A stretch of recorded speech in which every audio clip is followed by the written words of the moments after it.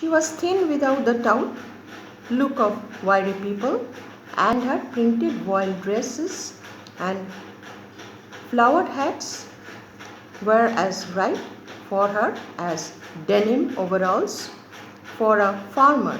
She was our side's answer to richest white woman in town. Her skin was a rich black that would have peeled like a plum if snagged, but then no one would have thought to getting close enough to Mrs. Flowers to ruffle her dress, let alone snag her skin. Here the author says her dressing sense it was different from others, but nobody dares to raise finger regarding her dressing sense because she had her own personality and that is different from others. So that is why nobody interfered or used to interfere. She wore gloves too. I don't think I ever saw Mrs. Flowers laughing, but she smiled often, a slow widening of her thin black lips to show even small white teeth, then the slow, effortless closing, which she chose to smile on me. I always wanted to thank her. The action was so graceful and inclusively inclusively benign. So the author says that she never, just now I told you that she has never seen her laughing. Only she smiles, and whenever she used to smile looking towards the author, that means Maya Angelou, she was quite pleased to see her smiling towards her. And gradually she used to close her thin black lips. This is also humor and wit. She was one of the few gentlewomen I have ever known and has remained throughout my life the measure of what a human being can be. I told you about the biography of the author that this Mrs. Bertha Flowers, she has left a deep mark on the life of the author. She was her inspiration. It is due to Bertha Flowers. Today, she is the author and one of the world famed authors in the field of English literature. She is saying, according to her version, one summer afternoon, sweet milk fresh in my memory, she stopped at the store to buy provisions.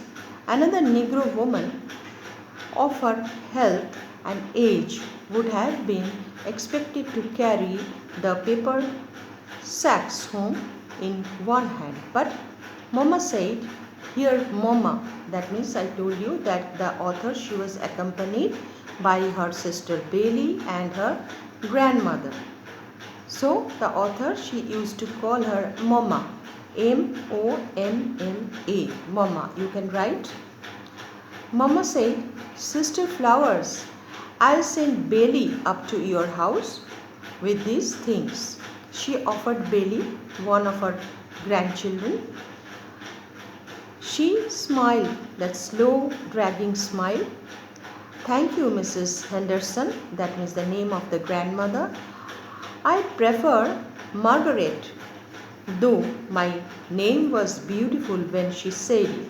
I have been meaning to talk to her. Anyway, they gave each other age group looks. But Mrs. Flowers, Bertha Flowers, she preferred the author's name. So she proposed the author's name to Mama, that means the grandmother, you send Margaret with me. Then the author says she was also quite eager to talk to her. There was a little path beside the rocky road, and Mrs. Flowers walked in front, swinging her arms and picking her way over the stones. There was a little path beside the rocky road, and Mrs. Flowers walked in front, swinging her arms. That means her arms were empty because her those bags were carried by the author. She was carrying. She said, without turning her head to me, "I hear you are doing very good schoolwork, Margaret, but that's all written. The teachers report that they have trouble getting you to talk in class." We passed the triangular farm on our left, and the path widened to allow us to walk together.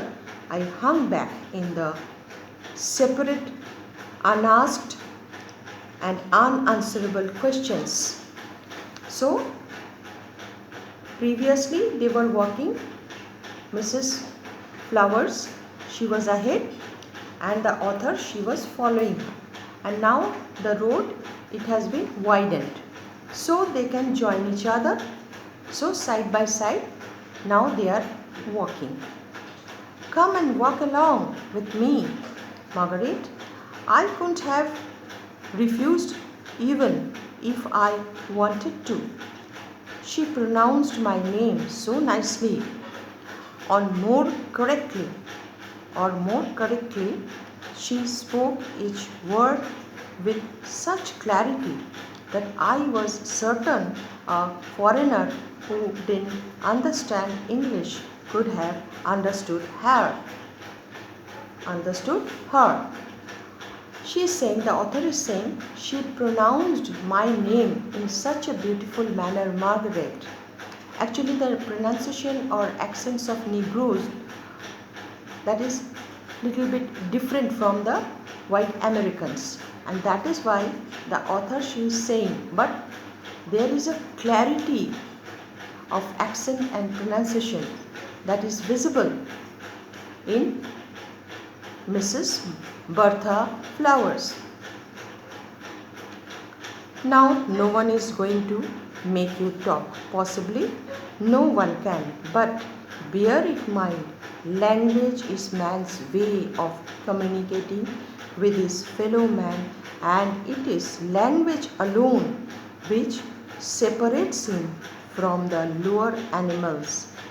That was a totally new idea to me, and I would need time to think about it. These are the very important lines of this chapter. So, Mrs. Bertha Flowers, see, she is saying, she is talking to the author that there should be clarity in language. Language,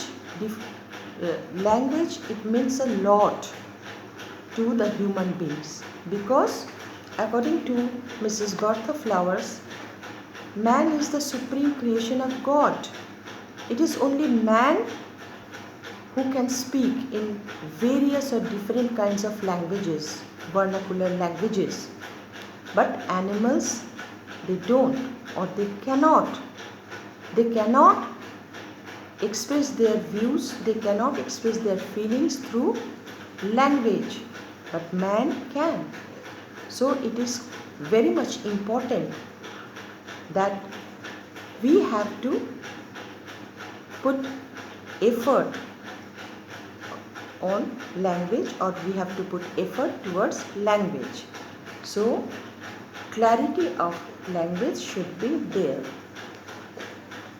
So the author, when Mrs. Bertha Flowers, she was talking about the language, the author was quite impressed when she was talking on this topic. She was quite impressed and inspired by Bertha Flowers.